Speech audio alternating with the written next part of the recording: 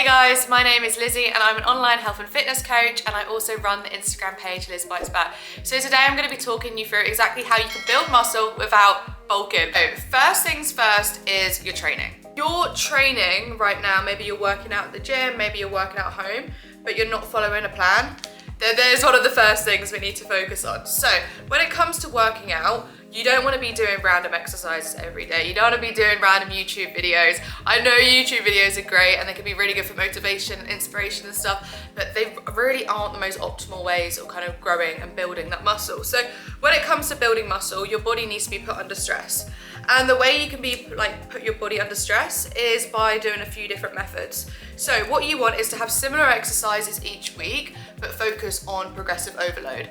So progressive overload is literally, to break it down, is literally just the case of putting extra stress on your body by doing different ways. So this could be upping the weight. This could be increasing or changing the tempo. This could be, I'm trying to think now, supersets, drop sets, advanced training systems. So I'm going to talk you through a few different ways that you could do this. Doing something called a drop set. So this is where we'll basically increase the volume of all your workouts. So say if you're normally doing 3 sets, for example, so you're doing 3 times 10 reps of squats. Rather than just doing that, what you can do is add a drop set. I love drop sets. This is one of my favorite things because it makes you feel the burn. And what you can basically do, say if you're doing 3 times 10, on your last set, you would decrease the weight by around 15 to 30%, and then you'll go to failure with those reps. So if it was 10 kg, for example, maybe you go down to about 8 kg and go to failure with the reps. Forget how many reps you're doing before. So if you're doing those 10 reps before, forget that. We're going to failure with the reps. So whether that's 15, 20 reps, it's very dependent, but without a rest, you want to drop the weight by 15 to 30% and then go to failure with those reps. And I promise you, it burns. It burns so much. So the next thing when it comes to building muscle is food. Okay, so when you are working out and when you want to build muscle, you want to make sure that you're eating enough. You technically can build muscle in a calorie deficit, so you can build muscle in a fat loss phase. However, building muscle in a fat loss phase is a little bit different, obviously, and a little bit harder because obviously you've got less energy. So if you've got less energy, you won't be able to push yourself as much and your potential is limited. So you really won't be able to grow muscle as optimally as if you were eating enough. If you're wanting to build muscle without gaining like loads of excess fat, then I'd recommend either being around maintenance calories, or if you want to really push yourself and have that little bit extra energy, going up to about 300 calories above your maintenance calories. If you're unsure on whether to stay at maintenance calories or whether to go up with your calories, then I recommend starting at maintenance calories and see how your body responds. If you're seeing no changes at maintenance calories, then your body obviously doesn't have enough fuel and you obviously don't have enough energy to push yourself in your workouts. So if you're seeing no change, then slowly increase your calories. I'd recommend bumping up by 100, do that for like a week or so, and then if you still see no change, then bump it up a little bit more. Having more food doesn't drastically make you build a load of muscle unless you're using it to your advantage. Remember, more food equals more energy equals better workouts equals better results. I was very slightly over my maintenance calories. I just needed that extra bit of boost. I was feeling pretty tired, and some of the weights I was lifting went up drastically. So I went from, I think, 55 kg deadlifts, and now I'm doing 95 kg deadlifts. So the extra little bit of fuel has been like massive game changer for me.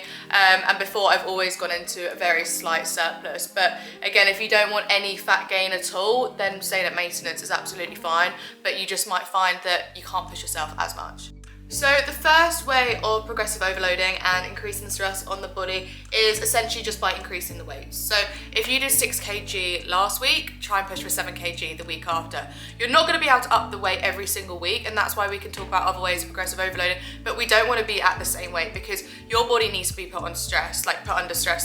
Well, you've got your muscle fibers here, and in order for them to grow, you need to tear them, and then when you repair them, you need the extra nutrition and also kind of that rest in order for it to grow, but they won't be able to tear. You won't be able to do that first stage without having enough kind of weights and like pushing yourself with the weights. So that's the first thing, making sure that you're pushing yourself with the weights. The other thing as well, another way to progressive overload is the tempo. So there's different phases of each lift. So let's say we're doing a squat, for example, and you're squatting down and then you're going back up. So with that squatting movement, there's a phase called the eccentric phase. This phase is basically where your muscles are lengthening. So where your muscles are lengthening, we are 20% stronger eccentrically.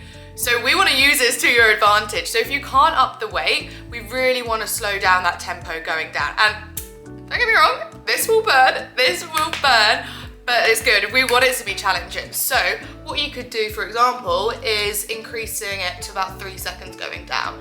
So this would be a 3-second eccentric phase, so 3 seconds lowering down, and then a really quick explosive concentric phase. So that's when your muscles are shortening. So 3 seconds going down in the squat, and then going like 1 second going straight back up. And this change in tempo, it sounds so simple, but it will make such a big difference to your training. The next way of progressive overloading is using other advanced training systems. So one of them is called supersets. So superset is basically where you'll do one exercise back to back with another exercise. So you won't have any break in between. So you could do, I don't know, I'm trying to think now, reverse dumbbell flies with lateral raises next to it without a break. So you could do 2 exercises, you don't have a rest. You'll have a rest after you've done one set of both the exercises, but you won't have any rest between them.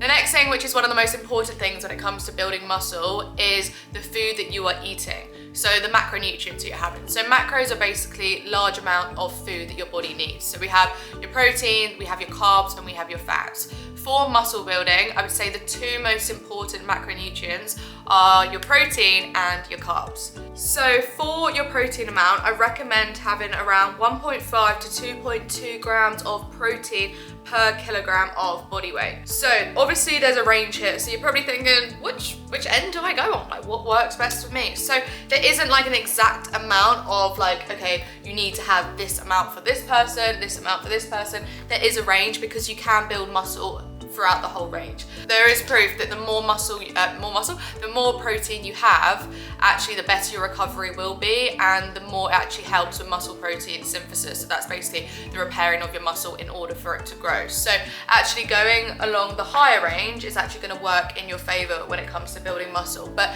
anything between that range is absolutely fine and sufficient enough in order to grow muscle and build muscle. And then the other macronutrient that I mentioned was carbohydrates. Carbs are our main source of energy, and when we're working out, we basically use a glycogen store, so our energy stores. Our body wants all of that energy, doesn't it? So what you want to do is making sure that you are having something high carb after your workouts in order to replenish those glycogen stores that little bit more. So that could be either pasta, or if I'm not having a meal and I just want like a snack, for example, Cocoa Pops.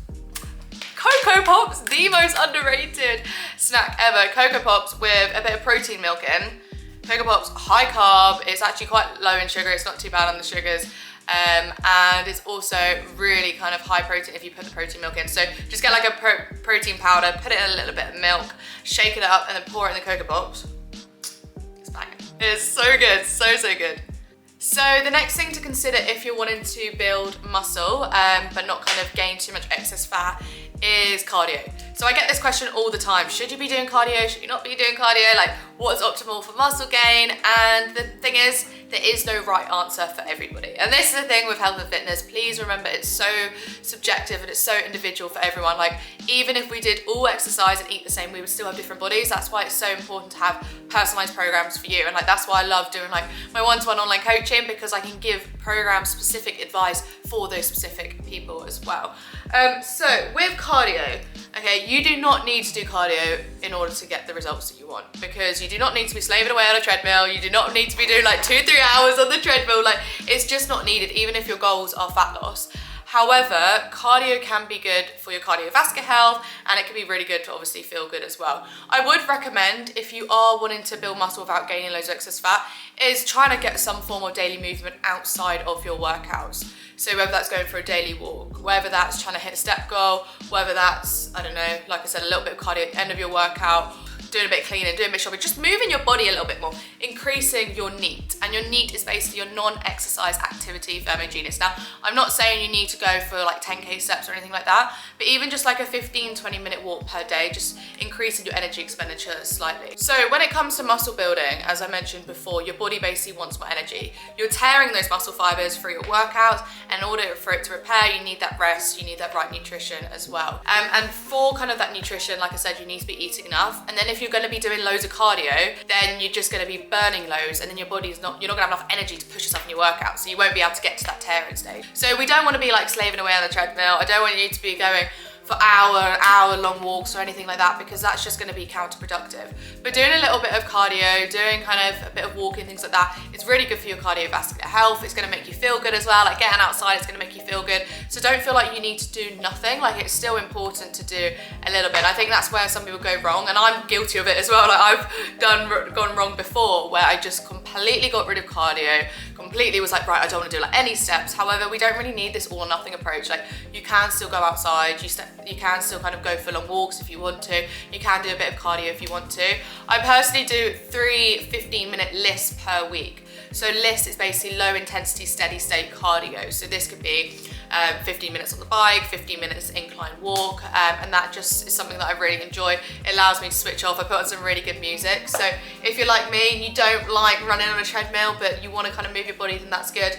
I also do one functional workout as well at the moment. So this is things like squat thrusters, bit like circuit training, and then I'll do like some kettlebell swings, a 30-second row. It's just like circuit training but with weights as well. So that is the functional, but that was only about 15-20 minutes. But kind of to answer the main question and kind of what everyone asks about, do you need to do cardio, do you not? No, you don't have to do cardio if you don't want to. However, it can, if you are going to slightly more of a calorie surplus, then it can just mean that you're not kind of eating loads more. You're not in a huge calorie surplus, because obviously they kind of counter each other out, don't they? So in terms of building muscle, no, you do not need to do cardio. However, I would recommend doing a little bit, even if that's kind of going for a walk, if you're kind of wanting to build muscle without gaining a load of fat. Once you've nailed those things, so you've got a structured workout plan, you're at maintenance or just above maintenance, you're hitting your protein goal, you're really pushing for that, and you're doing like maybe a little bit of kind of cardio outside or a bit of daily movement, getting kind of your steps up to feel good.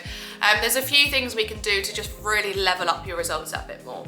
So there's a thing called muscle protein synthesis, and in order to optimize this, we basically want to focus on our protein timings. So it is shown that our body absorbs protein most efficiently in 30-gram servings. Now this doesn't mean if you go and have a 60-gram meal that your body's not going to absorb it, because it does. But for muscle protein synthesis, it is just more efficient. So muscle protein synthesis, just because I just realized I haven't told you, is basically where your body is repairing your muscles and when your body has that opportunity to kind of grow. So basically where your body, what you want, your body, you want your muscles to grow, don't you? In order to optimize that, having 30-gram portions is really, really important. But just something, obviously if you're not hitting your protein goal anyway, there's no point worrying about it. But if you are smashing your protein goal and you want to take things a little bit further and just optimize your nutrition that little bit more, then focusing on those timings. This, I would recommend having a meal every kind of 4 to 5 hours. I wouldn't be going really long hours without food. So someone who's saying having 4 regular meals compared to someone who's getting the same amount of protein in but over 2 meals, the person with the 4 meals is probably going to see slightly better results just because they're really optimizing that muscle protein synthesis, because they're having more frequent protein, and then obviously, like I said, having around that 30-gram serving is going to really help. With that in mind, like my goal was around 185 grams and I have about 5 meals. So obviously my average kind of protein intake per meal is more than 30 grams. However, it's just try not to have, like, say if your goal is 100, try not to just have that over 1 meal, because it's just not going to be as optimal. You're also going to feel really groggy and your energy levels are going to be all over the place. So you don't need to like stress out about it. Like you don't need to, oh, I'm having 35 grams, like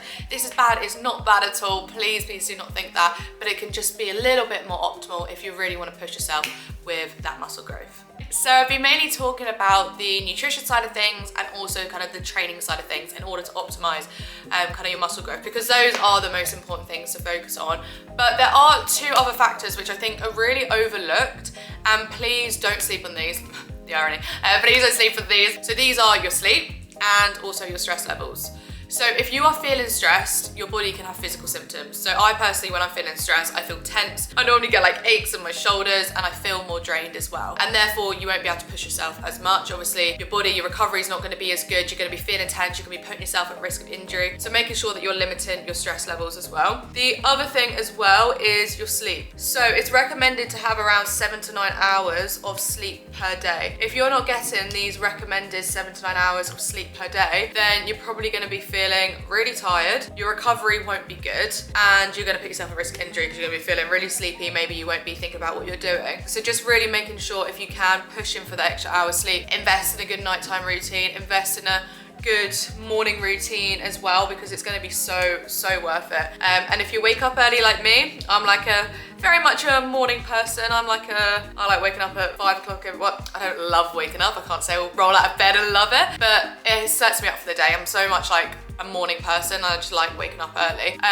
Then I would recommend getting a Lumi light, because it just makes you feel so refreshed as soon as you wake up. Like, this isn't an ad or anything.